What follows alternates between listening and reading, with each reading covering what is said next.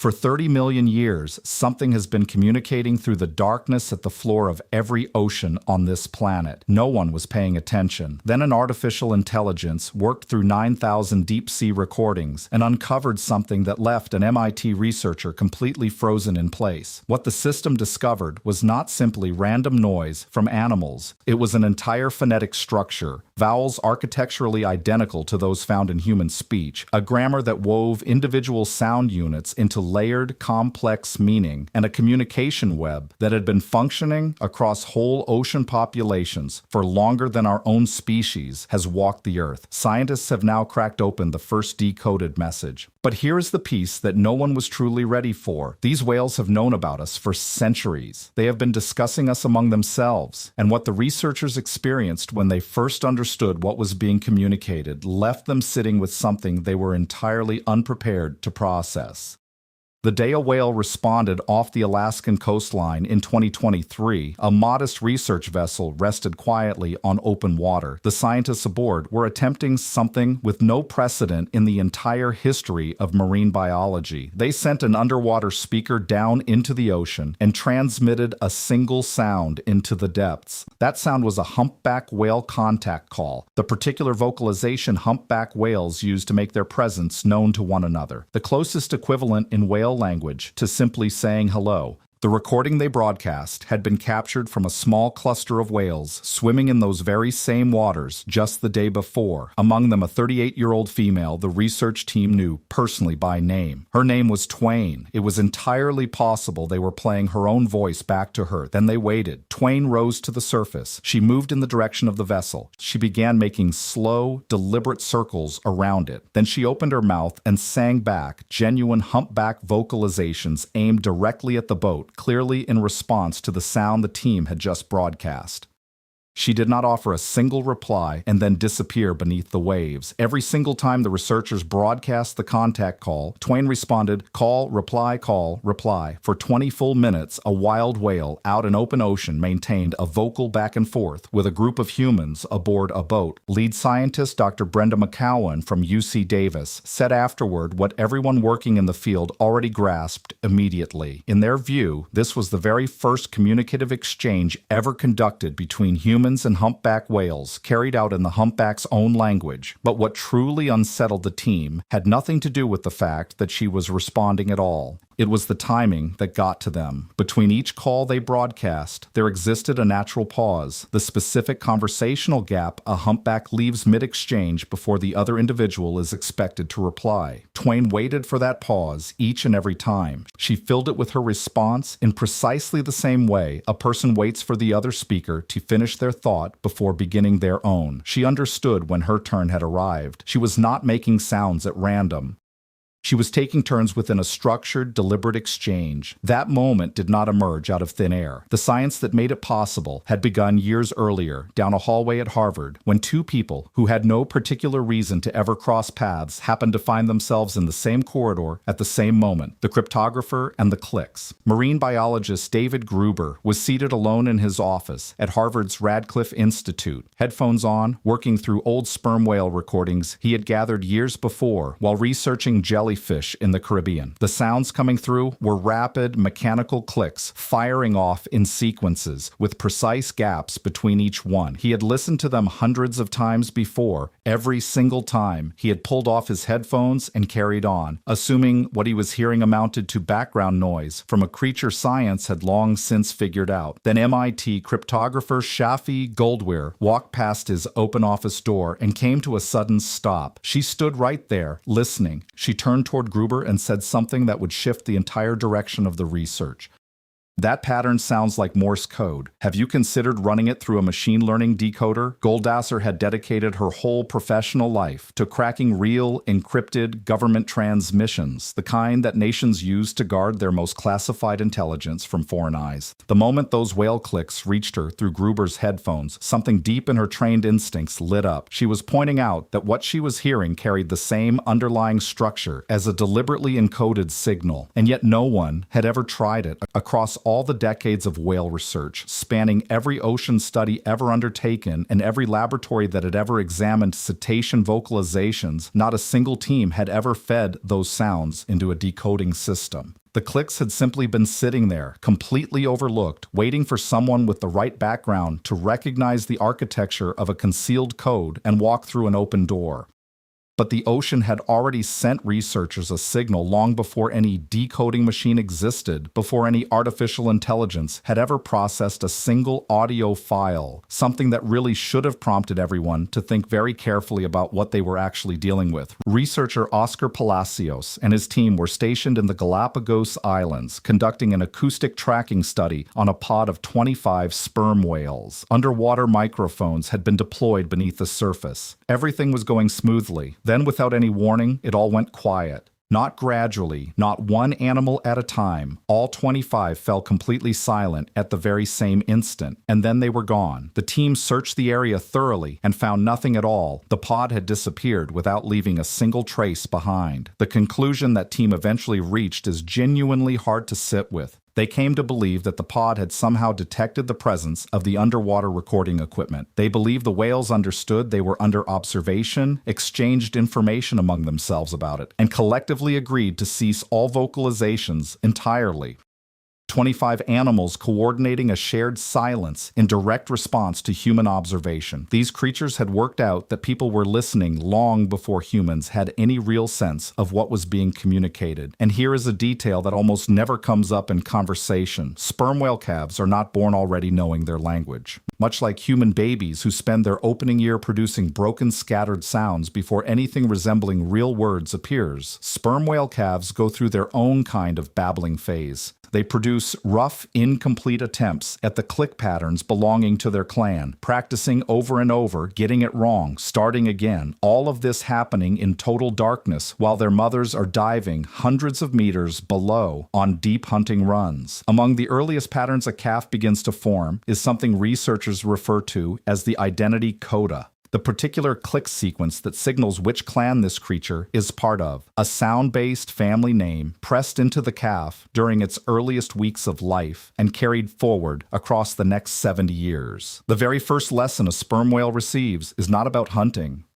It is not about locating food or steering clear of danger. It is about where it belongs. From the earliest sounds it ever produces, this animal is already functioning inside a language structure built around identity, belonging, and social codes that were in place long before it ever came into the world. Goldwasser's question in that corridor set something in motion that could not simply be walked back, but answering it demanded a machine capable enough and a body of data large enough to essentially read an entire ocean. Goldwasser brought in a third collaborator, an artificial intelligence researcher named Michael Bronstein, who pointed out that the same deep learning technology driving large language models like ChatGPT, systems built to process and generate human language, could theoretically be turned toward animal communication as well. The catch was data. There had to be enough of it. That single requirement became the driving force behind the most ambitious undertaking in marine biology history. In 2020, the effort was officially named Project CETI, the CETA Translation Initiative. Cetacea is the scientific classification that covers all whales and dolphins.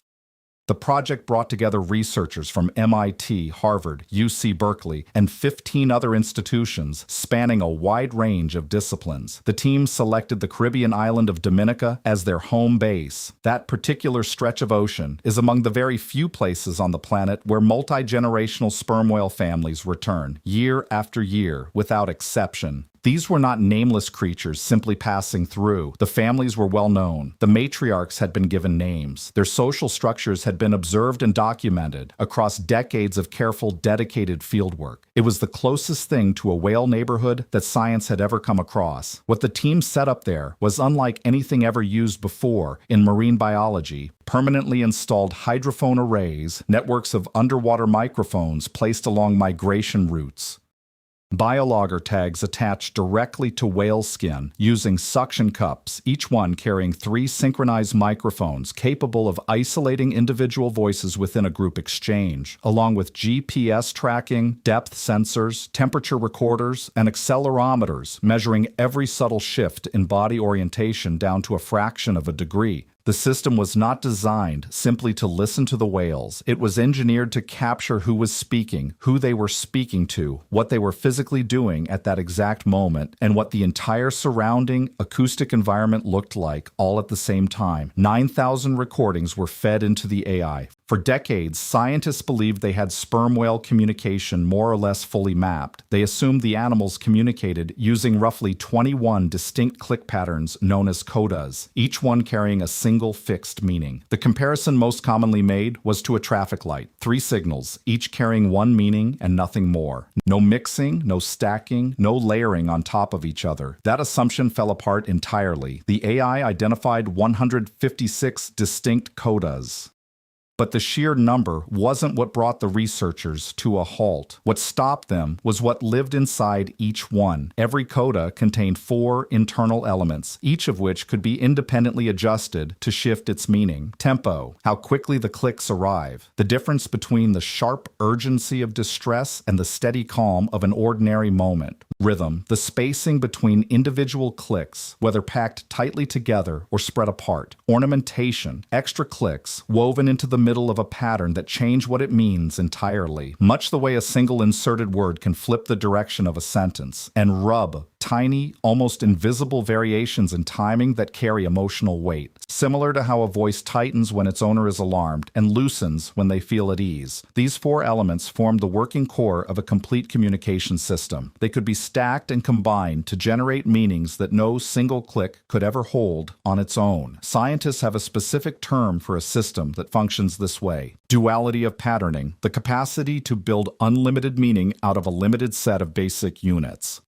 It was long considered the exclusive territory of human language. The AI discovered it operating inside an animal, clicking away in complete darkness, a mile beneath the surface. Then the system uncovered something no one had anticipated. The very same whale produced noticeably different communication styles depending on who it was speaking to. Researchers refer to this as audience design. In human language, it's what lets you speak one way to a small child and an entirely different way to someone in authority, to soften your words for someone who is struggling, to shape what you say around your sense of who is actually listening. Audience design doesn't simply require language and memory. It requires a functioning model of another individual's inner world. The recognition that other creatures possess their own distinct inner worlds. The AI had uncovered what appears to be a theory of mind woven into click patterns, produced by an animal we had long dismissed as simply making noise. The warning that crossed thousands of miles. The most unsettling evidence that sperm whale communication functions across enormous distances did not emerge from any laboratory setting.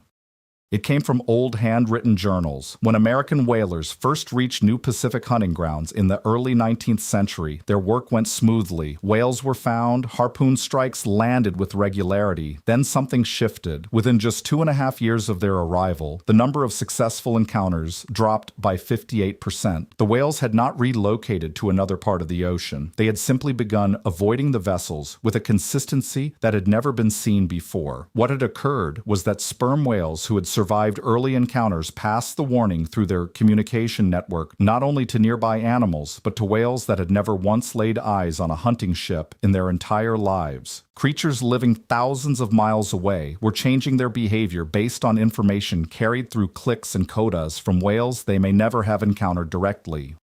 Historian Bathsheba DeMuth at Brown University combed through the old whaling journals and found entry after entry in which sailors described the change with a distinct and unmistakable unease, noting that the animals seemed to be communicating with one another, and that whatever the younger whales were now doing, they had clearly picked it up from somewhere. The whalers sensed it unfolding around them. They simply had no words to account for it. The journals also recorded something that had always been dismissed as mere sounds of distress. After a whale had been struck and was fading at the surface, the rest of the pod would fall completely silent and still. Then the clicking would begin again, intense and unlike anything the sailors had ever recognized before. The whalers made a note of it and continued on their way. But what we understand now is that these creatures possess 156 codas, a functioning grammar, and the capacity to direct communication towards specific individuals.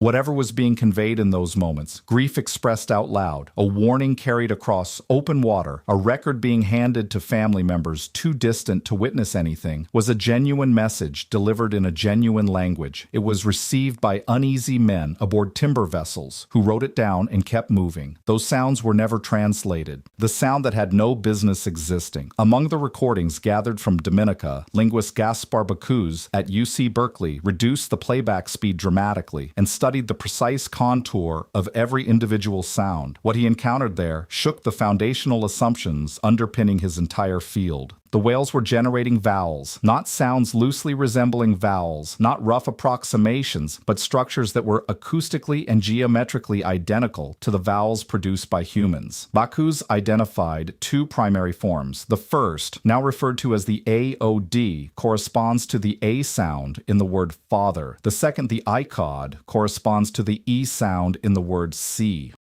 The system further contained diphthongs, gliding double vowel combinations like the oi and boy, where one vowel transitions fluidly into another. When the recordings were decelerated and the sound shapes were rendered visually, they were exact acoustic counterparts to human vowels. Bacuse said it plainly. In earlier years, researchers treated whale communication as something resembling a form of Morse code. This paper demonstrates that their calls are closer to very, very slow vowels. This points toward a complexity that edges near human language. To grasp why this is so deeply unsettling, you first need to understand what producing vowels actually demands. It is far from a simple act. It requires a descended larynx positioned low within the throat, precise muscular coordination of the tongue and jaw, regulated airflow moving through a resonance chamber, a shaped hollow cavity that operates as a tuning instrument. In humans, this physical structure developed across millions of years, driven by very specific evolutionary pressure towards spoken communication. That combination was seen as something biologically exclusive to our branch of life.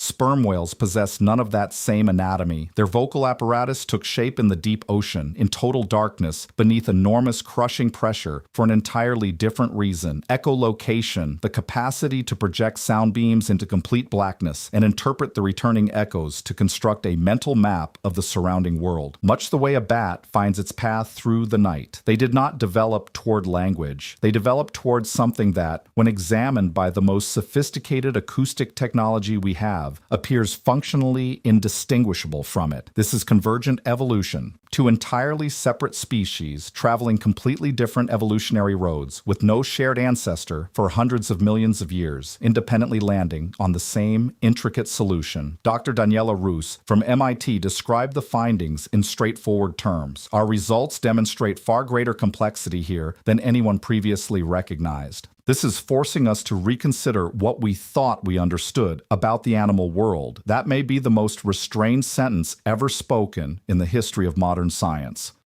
Here is the particular detail that almost never finds its way into the official press releases. The anatomy responsible for producing these vowel-like codas, the spermaceti organ housed inside the whale's massive head, the phonic lips positioned at the front of its nasal complex, is the very same system that generates its formidable hunting click. Sperm whales are the most acoustically powerful animals on the planet. Their clicks have been measured at 230 decibels underwater. A jet engine at close distance registers 140. Human eardrums begin to give way at 150. At 180, internal organs begin to deteriorate. At the full output of a sperm whale at close range, researchers have described the sound as physically capable of breaking a human body apart from within. The ocean journalist James Nestor wrote about a diver whose arms stayed entirely numb for close to 4 hours after a whale swam nearby and called out at a moderate distance. The organ responsible for producing those gentle, structured, vowel-like codas is the very same organ capable of breaking down a human body without any physical touch.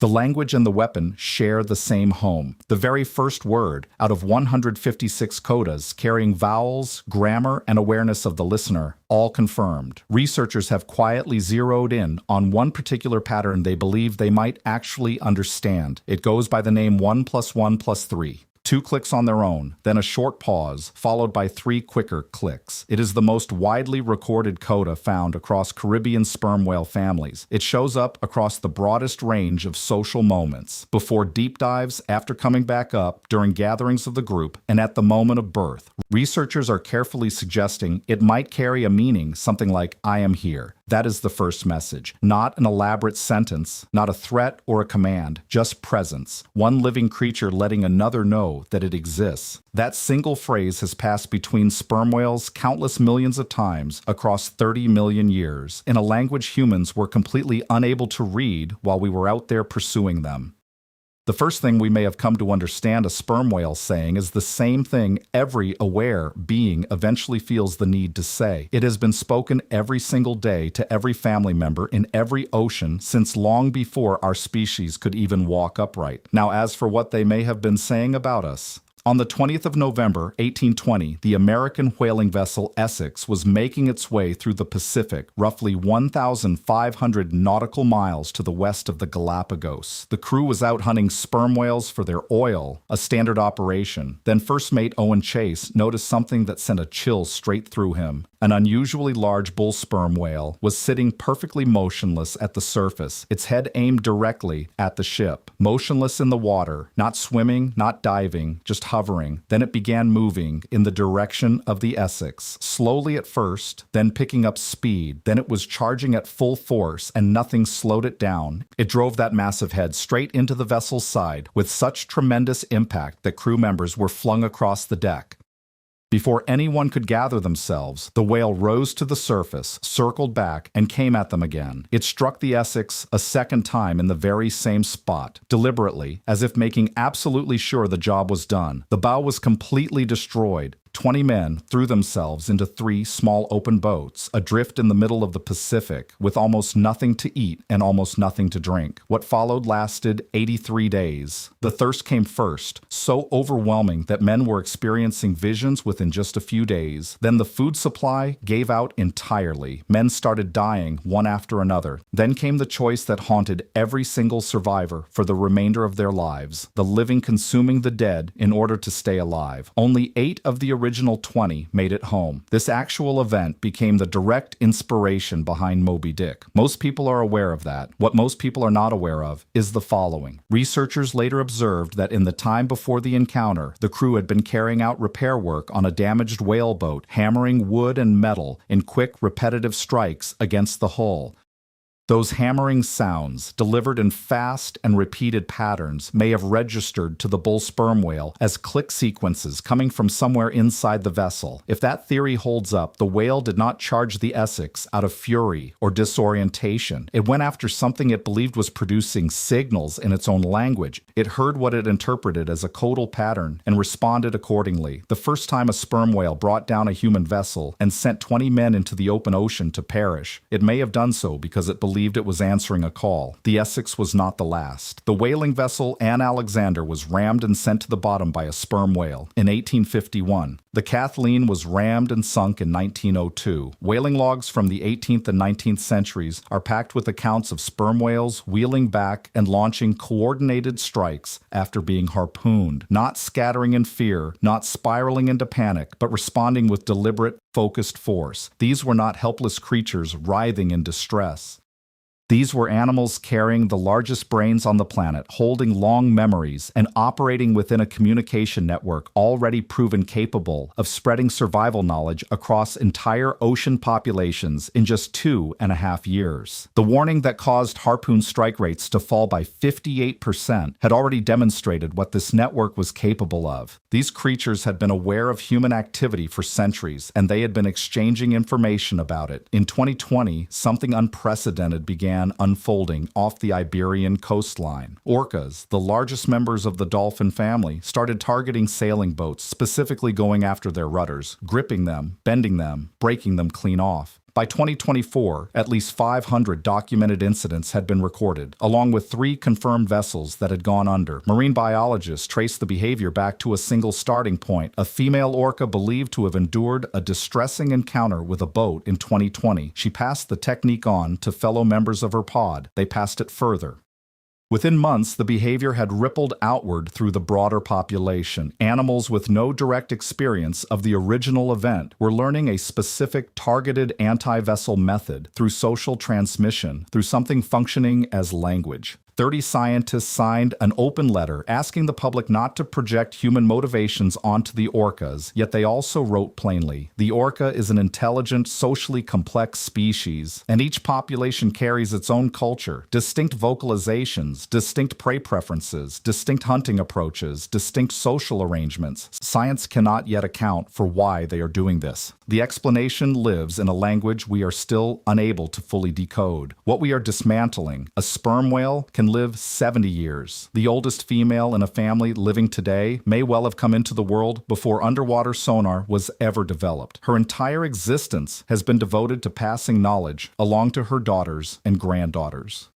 The richest feeding territories, the safest paths for seasonal movement, the hazards worth steering clear of, the geography of an entire ocean absorbed over a lifetime and handed down through patterned sound. When a sperm whale family vanishes from the earth, it carries away with it countless generations of hard-won ocean knowledge that no other family holds. Knowledge preserved not in written pages, but in language itself. Commercial shipping saturates the world's oceans with engine noise that never ceases. Military sonar pushes powerful waves through the deep water. Seismic surveys from fossil fuel extraction and deep-sea mining send powerful reverberations across every ocean basin on a relentless, ongoing basis. For a creature whose entire world is built on sound rather than sight, where every family exchange, every coordinated hunt, every act of cultural transmission between generations flows through an acoustic pathway, this is something far beyond ordinary pollution. At sufficient levels, industrial underwater noise brings about serious internal harm and irreversible damage to hearing. Scientists have stated it plainly without softening the language. A whale that cannot hear cannot survive. Prolonged exposure pushes animals away from their feeding areas, floods their systems with stress hormones that wear the body down, and tears apart the acoustic bonds that keep family units whole. If sperm whales genuinely use language to carry knowledge forward through generations, then saturating their environment with industrial noise amounts to the steady, unrelenting dismantling of a culture's very capacity to communicate. Legal thinkers have already begun to respond to this reality. In 2024, indigenous communities from New Zealand and the Cook Islands came together to sign a historic treaty that formally recognized whales as legal persons entitled to specific rights. Project CETI has joined forces with NYU School of Law to examine what AI-assisted translation could mean for animal rights legislation around the globe. Linguist Gaspar Bacchus put it plainly, we are thinking carefully about what discovering human-like structures in whale communication means for the legal standing of animals. What exactly is language? Is there something about it that belongs only to humans? Or is it simply a spectrum? And what does any of that mean when it comes to the law? Commercial whaling took the lives of hundreds of thousands of sperm whales throughout the 20th century. Vessel collisions claim dozens more every single year. If sperm whales possess language, if they carry cultural memory forward across generations, if they pass along the record of being pursued through a communication web stretching across entire ocean populations, then every vessel that struck a whale and sailed on did not merely end an animal's life. It silenced a voice in the middle of a sentence. Consider what all of that amounts to. These creatures watched their family members get taken one by one and kept communicating. They watched 2/3 of their entire species vanish and kept communicating. They watched the ocean flood with noise that shattered their world and kept communicating. If their language can carry warnings, memories, and sorrow across thousands of miles and hundreds of years, then what they have been expressing about us has been building up for a very long time. The first message researchers decoded was, I am here, but the message these animals have been transmitting about the species that drove them toward the edge of extinction is one we have not yet fully translated because some part of us already suspects what it contains, that we are the most formidable presence in the ocean, and they have understood that far longer than we have. The very first message was not sent the moment we began listening. It was sent 30 million years ago. We simply built the machine to finally hear it, and only now, in this very moment, are we starting to grasp what it means.